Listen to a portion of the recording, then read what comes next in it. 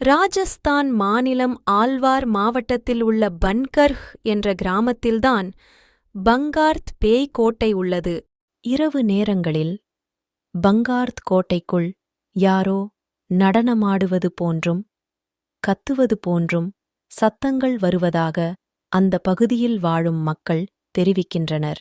பல 100 ஆண்டுகளுக்கு முன்பு இந்த கோட்டையில் ரத்னாவதி என்றொரு அழகிய இளவரசி வாழ்ந்ததாகவும், அந்த ஊரிலிருந்த மிகப்பெரிய சூனியக்காரன் ஒருவன் அந்த இளவரசியை மணக்க எண்ணி ஒரு அமானுஷ்ய பூஜை செய்து அதிலிருந்து கிடைக்கப்பெற்ற வசிய சக்தியை ஒரு வாசனை திரவிய பாட்டிலில் அடைத்து அதை அந்த இளவரசியிடம் கொடுத்து உபயோகப்படுத்த சொன்னதாக கூறப்படுகிறது.